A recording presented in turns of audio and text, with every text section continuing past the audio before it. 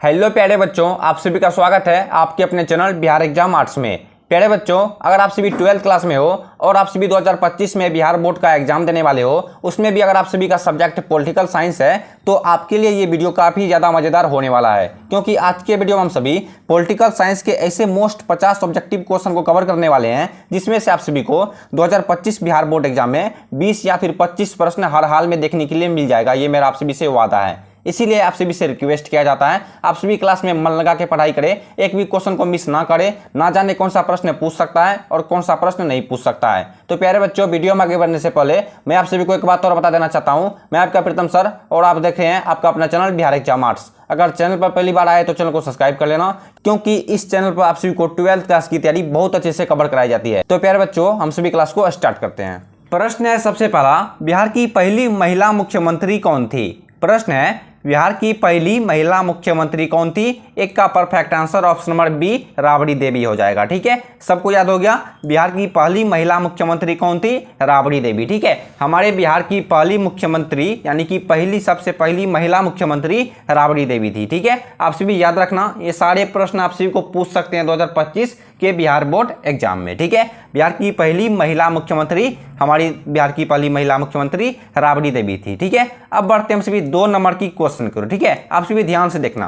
प्रश्न है, जय जवान जय किसान का नारा किसने दिया? आप सभी को इस क्वेश्चन का आंसर कमेंट बॉक्स में लिख के बताना है। जय जवान जय किसान का नारा किसने दिया था? महात्मा गांधी ने दिया था या फिर लाल बहादुर शास्त्री ने? बिल्कुल perfect answer option number B Lal Bahadur Shastri ने दिया था। ठीक है, जितने बच्चे ऑप्शन नंबर बी बता रहे हो लाल बहादुर शास्त्री, सबका परफेक्ट आंसर है। जय जवान जय किसान का नारा लाल बहादुर शास्त्री ने दिया था। ठीक है, अब देखना 3 नंबर में क्या प्रश्न है, ध्यान से देखना। जहां पर भी दिक्कत हो तो कमेंट बॉक्स में जरूर लिख देना वहां पर। ठीक है, उसका सोल्यूशन नेक्स्ट वीडियो में अवश्य कर दिया जाएगा या फिर मेरी टीम अवश्य कर देगी। ठीक है, प्रश्न है 3 नंबर में, एमनेस्टी इंटरनेशनल किससे संबंधित है? प्रश्न है 3 नंबर में, एमनेस्टी इंटरनेशनल किससे संबंधित है? बाल श्रम से, मानवाधिकार से, या फिर पर्यावरण से, या फिर शिक्षा से? जिन बच्चे को इस प्रश्न का राइट आंसर मालूम है मुझे कमेंट बॉक्स में लिख के बता दो। ठीक है, एमनेस्टी इंटरनेशनल किससे संबंधित है? जितने बच्चे ऑप्शन नंबर बी बता रहे हो मानवाधिकार,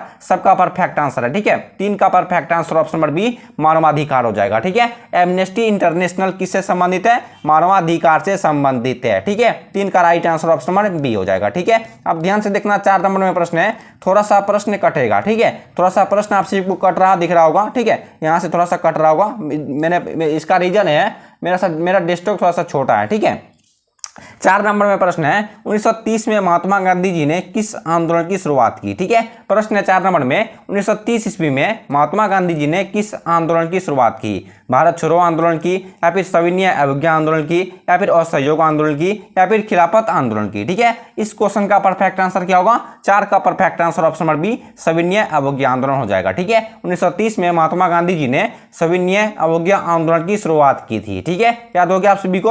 अब बढ़ते हैं हम सभी 5 नंबर की क्वेश्चन करो। ठीक है, ध्यान से देखना 5 नंबर में क्या प्रश्न है। प्रश्न है, क्षेत्रवाद का एक का परिणाम है। ठीक है, प्रश्न है, क्षेत्रवाद का एक का परिणाम है। आपने क्षेत्र से लगाववादी, या फिर राष्ट्रीय हित, या फिर राष्ट्रीय एकता? ठीक है, इस प्रश्न का परफेक्ट आंसर क्या होगा? 5 का perfect answer option number B अलगाववाद। ठीक है, 5 का perfect answer option number B यानी कि सही आंसर अलगाववाद। ठीक है, याद हो गया आप सभी को, क्षेत्रवाद का एक परिणाम है अलगाववाद। ठीक है, अब बढ़ते हैं हम सभी 6 नंबर की क्वेश्चन करो। ठीक है, आप सभी ध्यान से देखना। प्रश्न है 6 नंबर में, बांग्लादेश का निर्माण किस वर्ष हुआ था? ठीक है, प्रश्न है 6 नंबर में, बांग्लादेश का निर्माण किस वर्ष हुआ था? 1970 में, या फिर 1972 में, या फिर 1971 में, या फिर 1974 में? मुझे कमेंट बॉक्स में लिख के बताओ बांग्लादेश का निर्माण किस वर्ष हुआ था। आप सभी नाम सुने होंगे बांग्लादेश का। ठीक है, बांग्लादेश का निर्माण किस वर्ष हुआ था? 6 का perfect answer option number C 1971 को। ठीक है, 6 का right answer option number C हो जाएगा। 1971 ईस्वी में बांग्लादेश का निर्माण हुआ था। ठीक है, अब देखना 7 नंबर में क्या प्रश्न है, ध्यान से देखना। प्रश्न है 7 नंबर में, मुस्लिम लीग की स्थापना कब हुई थी? ठीक है, इन क्वेश्चन का कहने का मतलब है मुस्लिम लोगों की स्थापना कब हुई थी। ठीक है, आप सभी समझ गए। 7 का परफेक्ट आंसर क्या होगा आप सभी को पता है? मुझे कमेंट बॉक्स में लिख के बता देना जिन बच्चे को मालूम है मुस्लिम लीग की स्थापना कब हुई थी। ठीक है, अब देखो ऑप्शन है सबसे पहला 1905 को, दूसरा ऑप्शन है 1906 को, तीसरा ऑप्शन है 1908 को, चौथा ऑप्शन है 1910 को। ठीक है, प्रश्न था 7 नंबर में, मुस्लिम लीग की स्थापना कब हुई थी? ठीक है, बिल्कुल perfect answer option number B 1906 को। ठीक है, मुस्लिम लोगों की स्थापना 1906 ईस्वी को हुई थी। ठीक है, अब देखना 8 नंबर में क्या प्रश्न है, ध्यान से देखना। प्रश्न 8 नंबर में, किस वर्ष चीन ने भारत पर आक्रमण किया? बहुत बार पूछे जाने वाले प्रश्न है। ठीक है, अगर आप यहाँ तक आप जितने भी क्वेश्चन को कवर किए हो 7 नंबर के 8 नंबर तक के क्वेश्चन को, सारे प्रश्न बार बार पूछे जाते हैं। ठीक है, पॉलिटिकल साइंस से। प्रश्न 8 नंबर में, किस वर्ष चीन ने भारत पर आक्रमण किया? 1980, 1961 या फिर 1974 या फिर 1962? ठीक है, बताओ 8 का परफेक्ट आंसर क्या होगा? बिल्कुल perfect answer option number D 1962 को। ठीक है, 1962 ईस्वी में चीन ने भारत पर आक्रमण किया था। याद हो गया आप सभी को? चीन ने भारत पर आक्रमण कब किया था? चीन ने भारत पर 1962 ईस्वी में आक्रमण किया था, यानी कि हमला किया था। ठीक है, आप सभी याद रखिएगा, सारे प्रश्न को कॉपी में नोट करते जाइए। ठीक है, एक मिनट। अब देखना 9 नंबर में प्रश्न है, क्यूबा संकट किस वर्ष उत्पन्न हुआ? ठीक है, प्रश्न है 9 नंबर में, क्यूबा संकट किस वर्ष उत्पन्न हुआ? 1960 को, 1961 को, 1962 को या फिर 1964 को? ठीक है, इस प्रश्न का राइट आंसर क्या होगा, यानी कि परफेक्ट आंसर क्या होगा? 9 नंबर में प्रश्न बोल रहा है क्यूबा संकट किस वर्ष उत्पन्न हुआ? ठीक है, बिल्कुल perfect answer option number C 1962 को। ठीक है, क्यूबा संकट 1962 ईस्वी में उत्पन्न हुआ था। याद हो गया आप सभी को?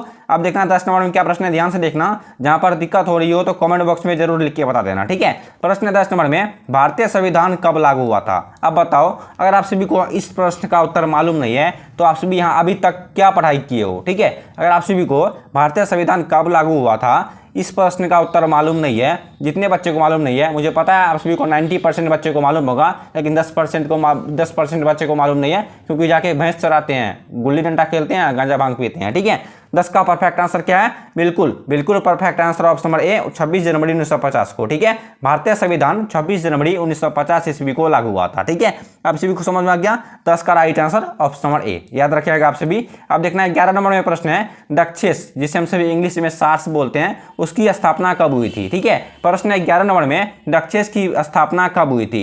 1964, 1985, 1986 या फिर 1987? मुझे कमेंट बॉक्स में लिख के बताओ इस प्रश्न का राइट आंसर क्या होगा। दक्षेस जिसे हम सभी इंग्लिश में सार्स बोलते हैं, उसकी स्थापना कब हुई थी? 11 का perfect answer option number B 1985 ईस्वी को। ठीक है, याद हो गया आप सभी को? 11 का right answer option number B 1985 ईस्वी। ठीक है, अब बढ़ते हैं हम सभी 12 नंबर की क्वेश्चन की और आप सभी ध्यान से देखना।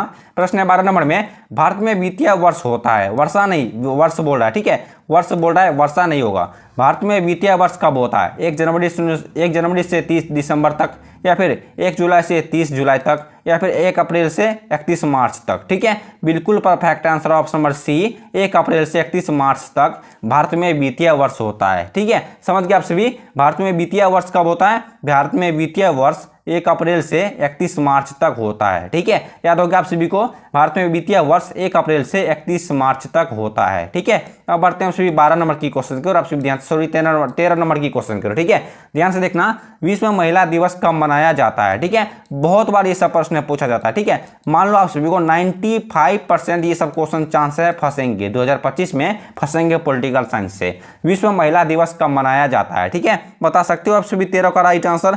13 का परफेक्ट आंसर क्या होगा? 13 का perfect answer option number B 8 मार्च को। ठीक है, विश्व महिला दिवस कब मनाया जाता है? विश्व महिला दिवस 8 मार्च को मनाया जाता है। ठीक है, 13 का perfect answer option number B हो जाएगा। ठीक है, अब देखना 14 नंबर में क्या प्रश्न है, ध्यान से देखना।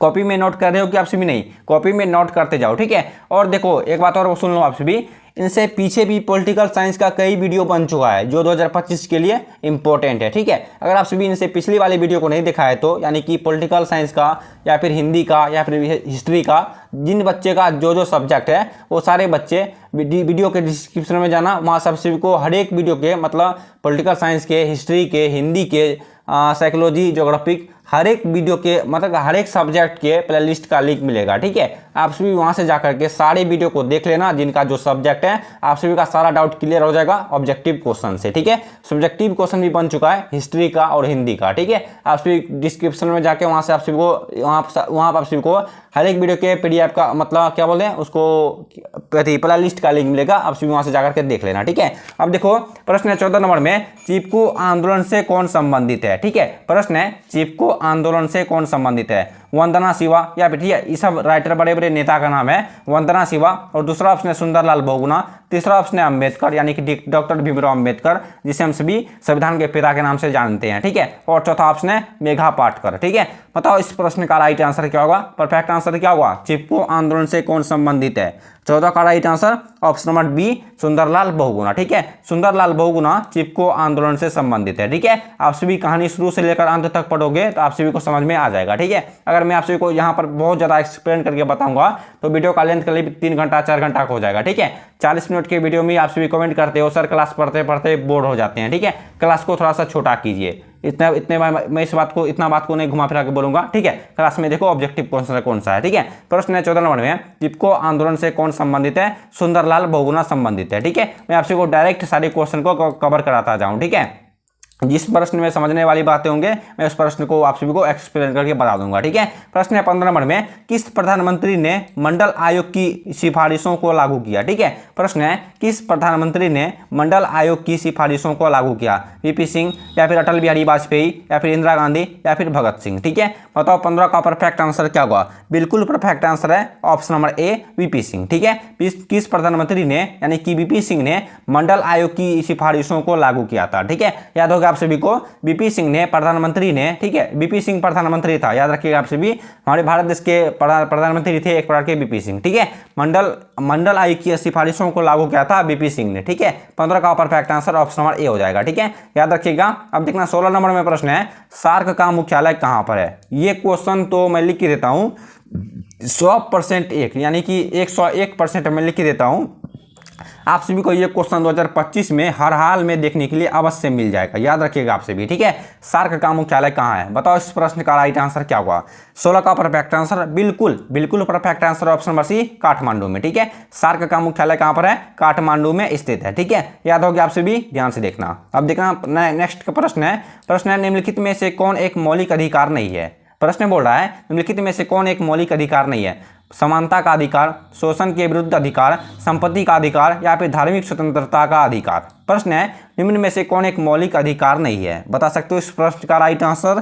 प्रश्न बोल रहा है 17 नंबर में, निम्नलिखित में से कौन एक मौलिक अधिकार नहीं है, ठीक है। इस प्रश्न का राइट आंसर क्या होगा, 17 का perfect answer option number C संपत्ति का अधिकार, ठीक है। समानता का अधिकार एक मौलिक अधिकार है, शोषण के विरुद्ध अधिकार ये भी एक प्रकार का मौलिक अधिकार है, और धार्मिक स्वतंत्रता का अधिकार ये भी एक प्रकार का मौलिक अधिकार है, लेकिन संपत्ति का अधिकार मौलिक अधिकार नहीं है। याद हो गया आप सभी को, 17 का perfect answer option number C, ठीक है। अब देखना नेक्स्ट क्या प्रश्न है, 18 नंबर में प्रश्न है, संविधान में 42वां संशोधन कब पारित किया गया, ठीक है। प्रश्न है, ध्यान से देखना, पहले प्रश्न को समझा करो, ठीक है। हर एक वीडियो में इस बात को बोलता हूं, पहले प्रश्न को समझा करो, उसके बाद अपना आंसर कमेंट बॉक्स में लिख के बताना या फिर नहीं बताना, ये आपकी मर्जी है, ठीक है।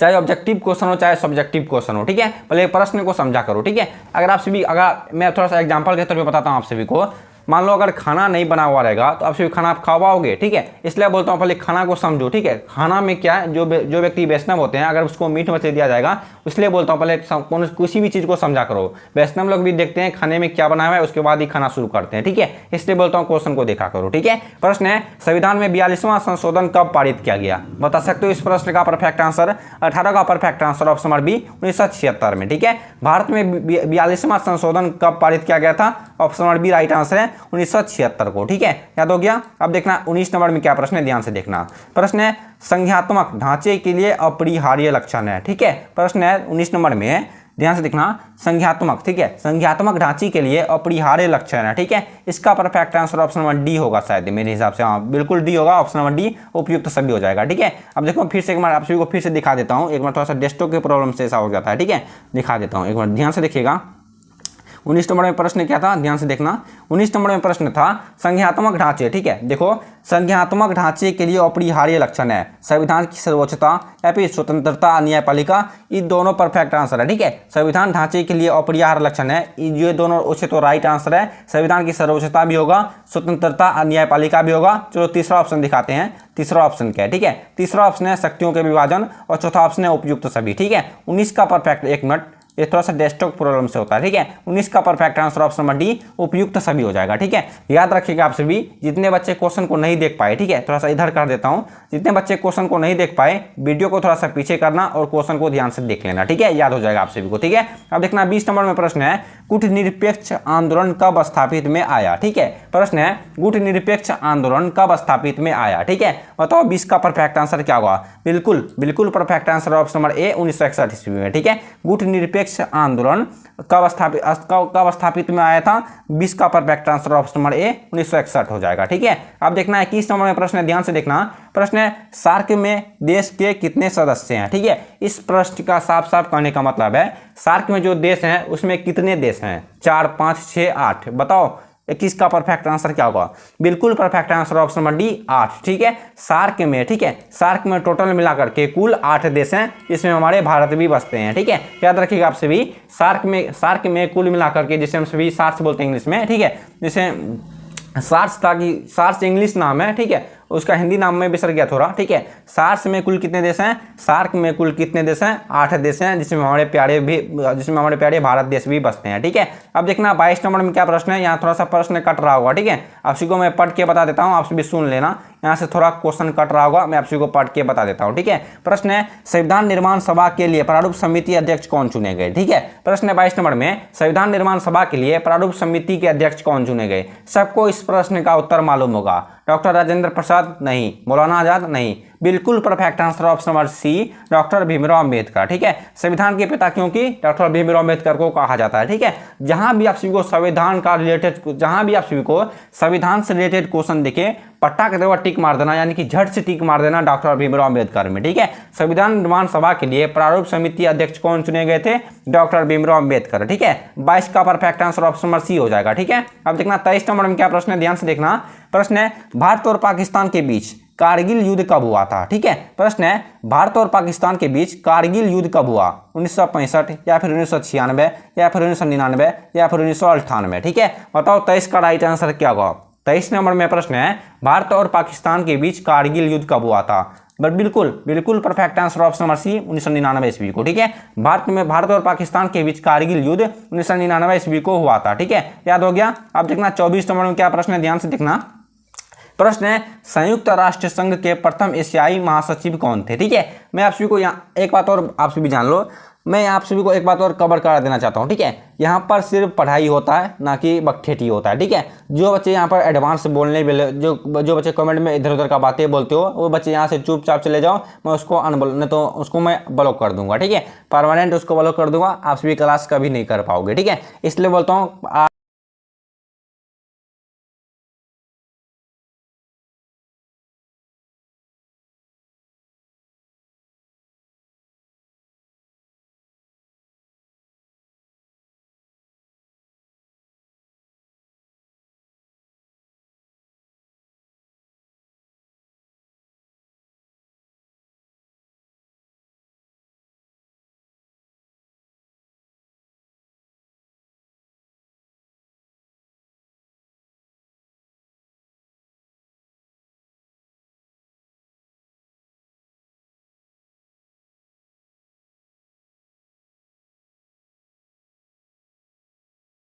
मैंने आप सभी को बोला ना, थोड़ा सा दिक्कत करके पढ़ो। ठीक है, दिक्कत थोड़ा सा होगा, उससे कुछ लेना देना नहीं है। ठीक है, मैं आप सभी को पढ़ के बता रहा हूँ ना, मैं आप सभी को क्वेश्चन पढ़ के बता रहा हूँ। ठीक है, थोड़ा मेरा दिक्कत से हो, उसके बाद आप सभी को कुछ मेहनत कर पाओगे। ठीक है, दिक्कत मतलब आप सभी को उनसे क्या लेना है। ठीक है, आप सभी वीडियो का नोट्स पढ़ लेना। ठीक है, आप सभी या फिर आप सभी अपने कॉपी में नोट कर सकते हो। ठीक है, तो आप देखो 25 नंबर में प्रश्न क्या था।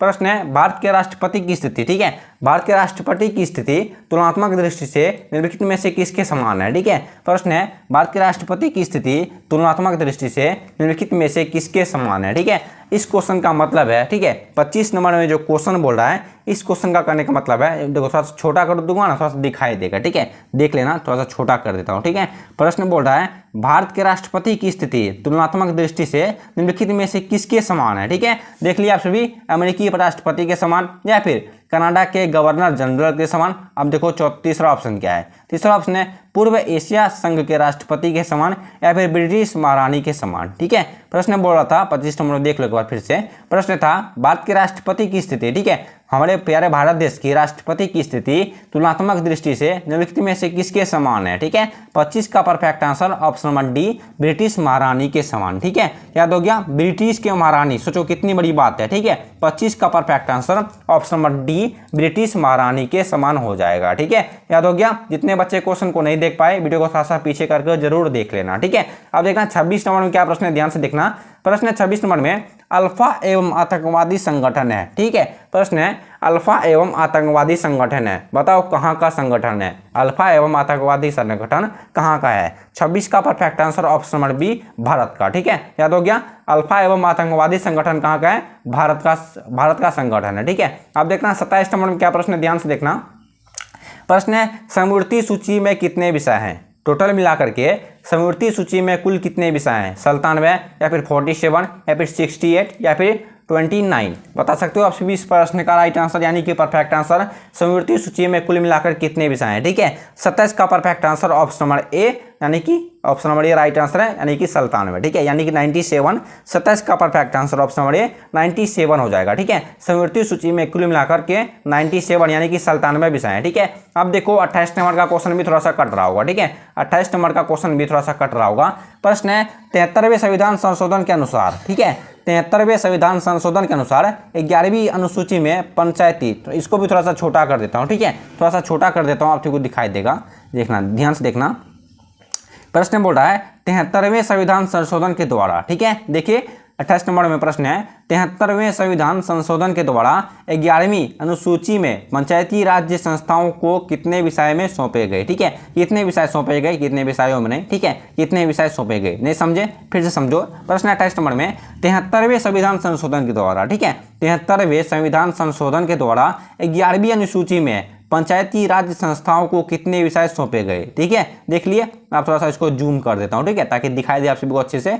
28 नंबर में प्रश्न था, प्रश्न आप सभी देख लिए। अब देखो इस प्रश्न का ऑप्शन क्या होगा, आप सभी को बता देता हूं। ठीक है, इस प्रश्न का परफेक्ट आंसर होगा 28 का, यानी कि perfect answer option number D 29। ठीक है, 28 का right answer option number D 29 हो जाएगा। ठीक है, अब बढ़ते हैं सभी 29 नंबर की क्वेश्चन। ठीक है, ध्यान से देखना 29 नंबर में क्या प्रश्न है, ये भी क्वेश्चन थोड़ा सा कट रहा होगा। ठीक है, 29 नंबर में प्रश्न है विधान परिषद का सदस्य निर्वाचित होने के लिए न्यूनतम आयु क्या होनी चाहिए? ठीक है, विधान परिषद का सदस्य मतलब किसी भी पद में, ठीक है, विधान परिषद का एक पद होता है, उसमें खड़ा होने के लिए उनकी उम्र क्या होनी चाहिए? ठीक है, इसको भी थोड़ा सा छोटा कर देता हूँ। 29 नंबर में जो प्रश्न है विधान परिषद का सदस्य निर्वाचित होने के लिए न्यूनतम आयु क्या है? ठीक है, 18 वर्ष या फिर 25 वर्ष या फिर 30 वर्ष या फिर 21 वर्ष। ठीक है, 20 का यानी कि 29 का परफेक्ट आंसर क्या होगा? 29 का perfect answer option number B 25 वर्ष। ठीक है, विधान परिषद का सदस्य लेने के लिए यानी कि विधान परिषद का सर्वोच्च सदस्य निर्वाचित होने के लिए न्यूनतम आयु 25 वर्ष होनी चाहिए। ठीक है, आपकी आयु 25 वर्ष की होनी चाहिए, उसके बाद ही आप सभी विधानसभा में खड़ा हो सकते हैं। ठीक है,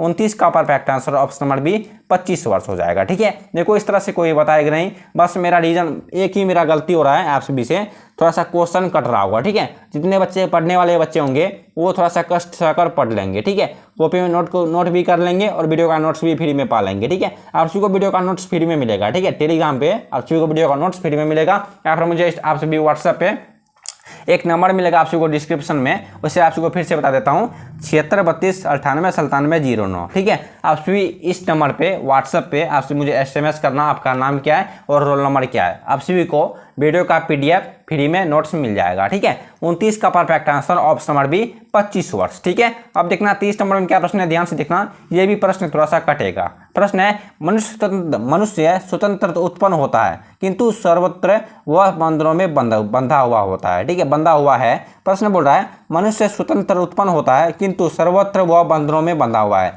लाक, रूसो या फिर न्यूटन या फिर अवंती राजो, बताओ इस प्रश्न का परफेक्ट आंसर क्या होगा?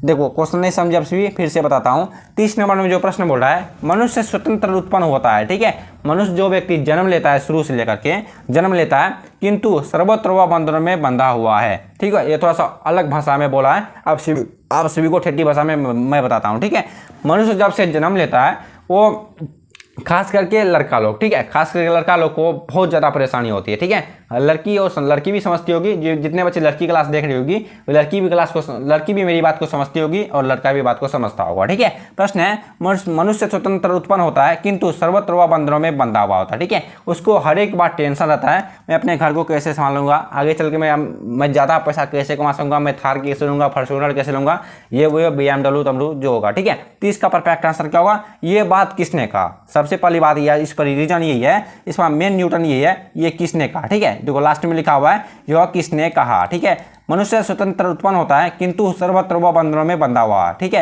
यह किसने कहा। ठीक है, बिल्कुल perfect answer option number B, Rousseau ने कहा था। ठीक है, अब बढ़ते हैं सभी 31 नंबर की क्वेश्चन करो। ठीक है, ध्यान से देखना, मनरेगा कार्यक्रम की शुरुआत किसके शासनकाल में हुई। ठीक है, प्रश्न है मनरेगा कार्यक्रम की शुरुआत किसके शासनकाल में हुई। ठीक है, देख लिए। अब देखो प्रश्न है सबसे पहला, सॉरी ऑप्शन है सबसे पहला अटल बिहारी वाजपेयी के शासनकाल में। ठीक है, सबसे पहला ऑप्शन है अटल बिहारी वाजपेयी के शासनकाल में, दूसरा ऑप्शन है बलवंत राय मेहता समिति के शासनकाल में, तीसरा ऑप्शन है मनमोहन सिंह के शासनकाल में, चौथा ऑप्शन है इंद्र कुमार गुजराल के शासनकाल में। ठीक है, प्रश्न क्या था आप फिर से देखना, प्रश्न 31 नंबर में मनरेगा कार्यक्रम की शुरुआत किसके शासनकाल में हुई। ठीक है, 31 का परफेक्ट आंसर क्या होगा, 31 का perfect answer option number C, Manmohan Singh के शासनकाल में। ठीक है, याद हो गया, 31 का perfect answer option number C, Manmohan Singh के शासनकाल में। ठीक है, अब देखना 32 नंबर में क्या प्रश्न है, ध्यान से देखना, प्रश्न है 32 नंबर में लोकतांत्रिक विकेंद्रीकरण का सुझाव दिया। ठीक है, प्रश्न है लोकतांत्रिक विकेंद्रीकरण का सुझाव किसने दिया था। ठीक है, 32 का perfect answer option number B, Balwant Rai Mehta समिति ने। ठीक है, देखो वीडियो का लेंथ कुछ लंबा हो रहा है, थोड़ा सा जल्दी जल्दी क्वेश्चन को घिसता हूँ। ठीक है, 32 का perfect answer option number D, sorry option number B, Balwant Rai Mehta समिति ने। ठीक है, लोकतांत्रिक विकेंद्रीकरण का सुझाव किसने दिया था, बलवंत राय मेहता समिति ने दिया था। ठीक है, अब देखना 33 नंबर में क्या प्रश्न है, ये भी प्रश्न थोड़ा सा कटेगा। ठीक है, प्रश्न मैं आप को पढ़ के बता देता हूँ। प्रश्न है भारत के संविधान के किस अनुच्छेद के अधीन, भारत के संविधान के किस अनुच्छेद के अधीन भारत के राष्ट्रपति पर महाभियोग चलाया जा सकता है। ठीक है, इस क्वेश्चन का कहने का मतलब है भारत के संविधान के किस अनुच्छेद के अंतर्गत, ठीक है, हमारे प्यारे भारत देश के संविधान के किस अनुच्छेद के अंतर्गत यानी कि अधीन भारत के राष्ट्रपति पर महाभियोग चलाया जा सकता है। अनुच्छेद 356 या फिर अनुच्छेद 75 यानी कि 75 या फिर अनुच्छेद 76 या फिर अनुच्छेद 61। ठीक है, 33 का right answer option number D, अनुच्छेद 61 हो जाएगा। ठीक है, 33 का correct answer option number D, अनुच्छेद 361 के तहत भारत के संविधान के अनुसार भारतीय राष्ट्रपति पर महाभियोग चलाया जा सकता है। ठीक है, समझ गए।